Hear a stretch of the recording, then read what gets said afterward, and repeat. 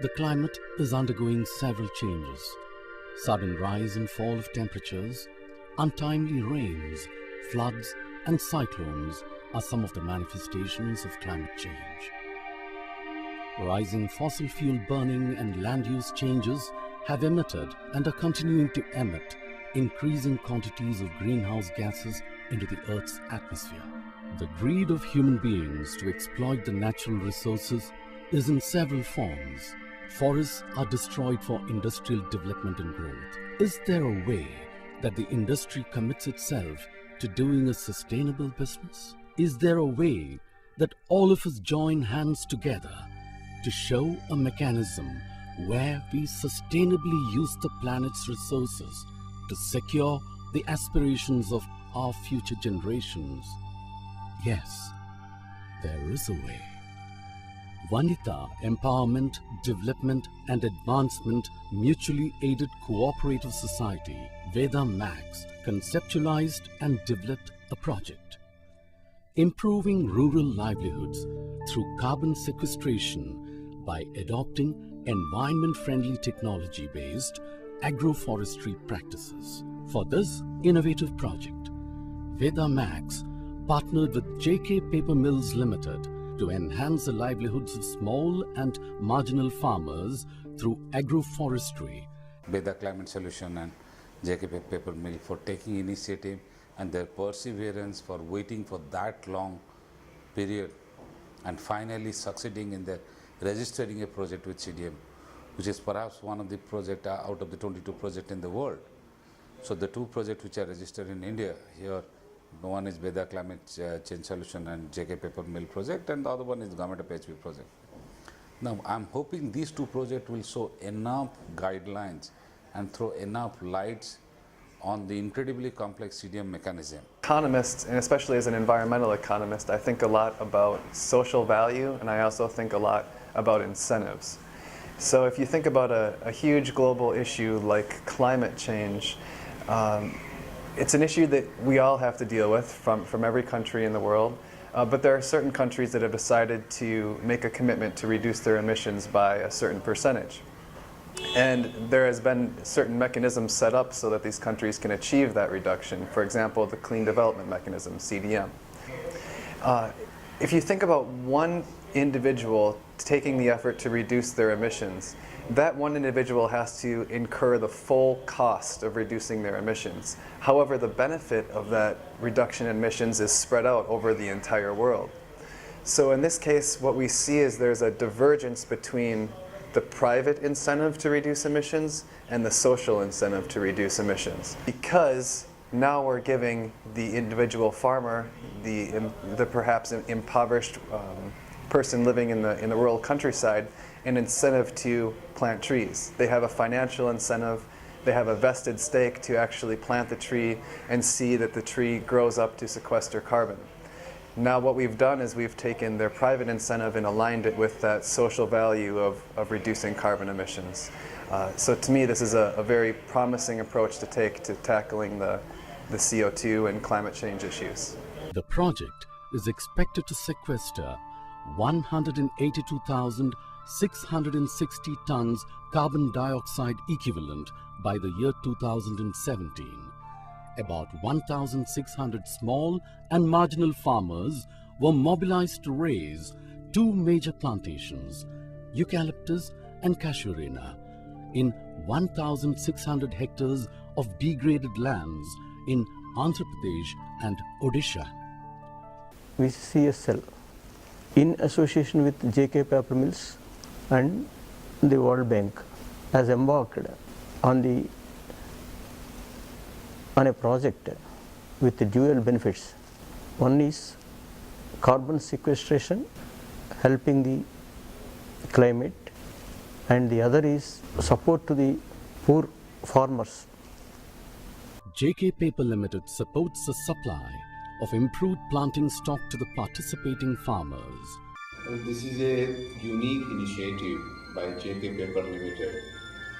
It's a joint venture with VCCSL, which is linking the livelihood of small and marginal farmers with a global environmental protection, where we have done this project for carbon funds extending to the small and marginal farmers for their livelihood, where they will get additional benefit over and above the market price of the produce what they are getting in their field by doing plantation activity.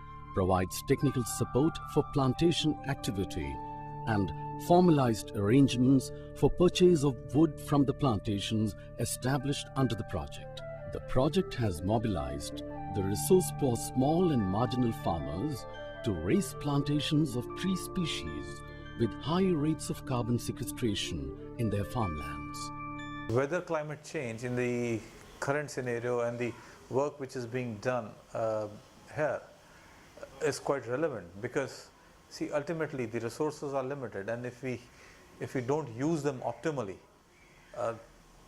we won't have many of these resources in the times to come.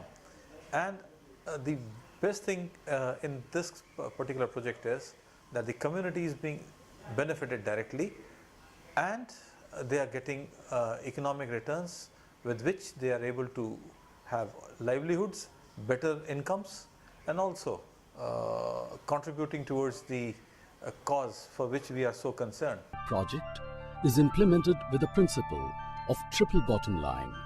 There are 3 types of benefits leveraged out of the Biocarbon Fund project.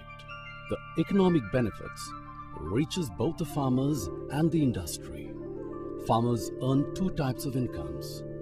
One through the sale of plantations to the JK paper mills through organized tie-ups, and another from income through certified emissions reductions or carbon credits. The environmental benefits are the reduction of greenhouse gas emissions through sequestration of atmospheric carbon dioxide, degraded lands brought into appropriate land use, soil and moisture conservation, reduced dependency of the industry on natural forests for supply of their raw materials, thereby leading to conservation of biodiversity. The social benefits include reduced migration of rural poor to urban areas, improved livelihoods due to additional revenue from carbon credits. The clean development mechanism has largely benefited the industry. When we conceptualized the project in the year 2004, we just wanted to prove that it can also benefit the sectors like forestry and agriculture. We took it as an intellectual challenge to develop this project to benefit poor in the rural areas. The project is about connecting poor people who are illiterate to the international carbon markets. So there are carbon exchanges that already exist around the world. For example, the California Climate Exchange in the United States. So what our idea is that we should make, because in the next few years or so we'll see a huge corporate social responsibility market coming up within India. So what we are trying to do is that to give all these corporates a platform to trade and buy and sell carbon credits, we should make it easier for them to acquire carbon credits to offset their own footprint. So how we would kind of market our own credits would be that they are not only carbon credits, but they are also social credits, because they are uplifting the livelihoods of so many poor people. Farmer selection and convincing the farmers for agroforestry is a major challenge. A series of sensitization workshops were organized to increase the awareness of the farmers about the impact of climate change and how it adversely impacts their livelihoods. Supply of quality saplings at the farmer's doorstep is very important. These farmers are completely new to the plantation activity.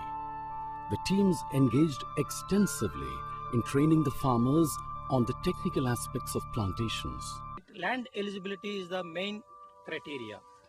So land eligibility means that a small discrete parcel, individual parcel should be more than 500 square meters, and it should cover, there should not be any forest cover of 2 meters above plants since 89 to till project day.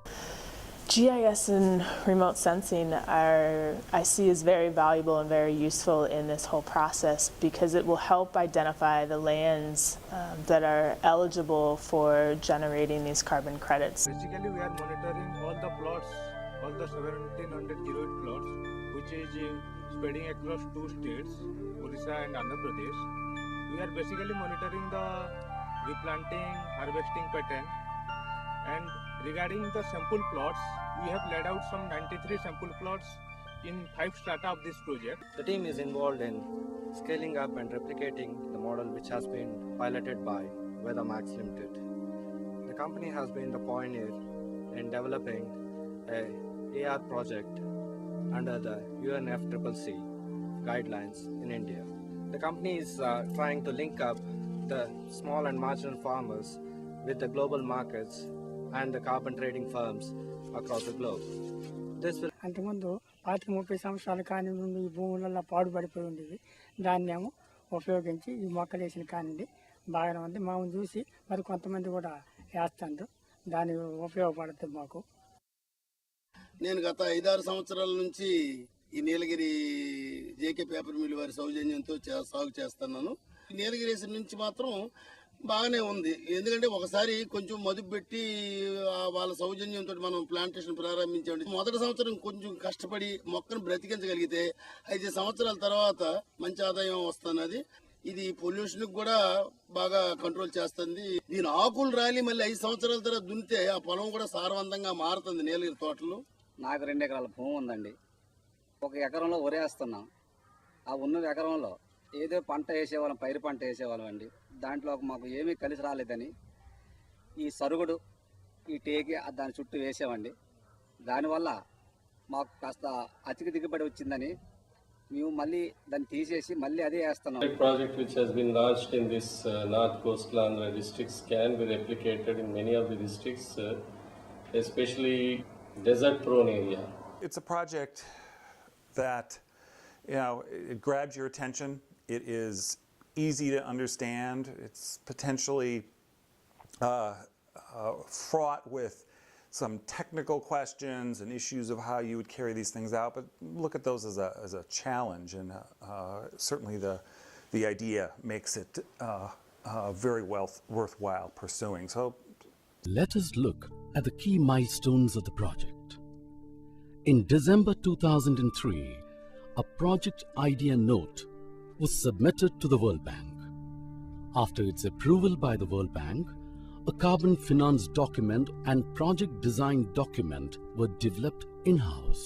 On 25th July 2005, the project had received a no objection from the designated national authority. Between 27th and 31st October 2005, a due diligence team of the World Bank visited the project for inspection.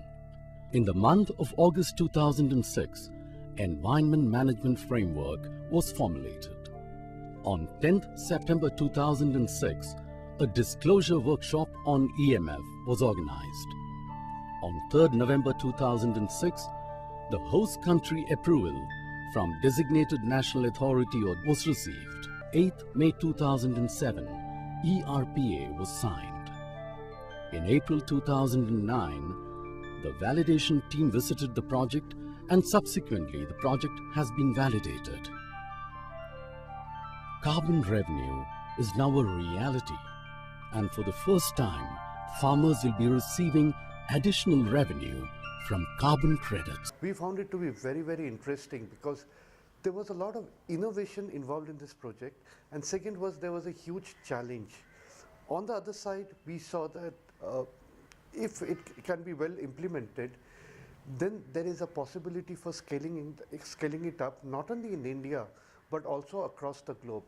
And since we are working in 40-50 projects in India and about 250 projects across the world, maybe we had an opportunity to be able to upscale it or to replicate it in other parts of the world where we have an existing project. So that's where we saw value.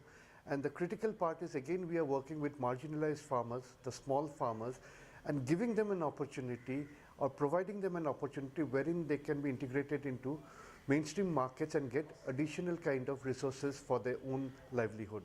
To replicate and scale up the project on a much larger scale to benefit millions of farmers, VCCSL has promoted Socio-Economics Global as an enviro-social enterprise to integrate business, development and environment to provide social, economic and environmental benefits both locally and globally on a sustained basis.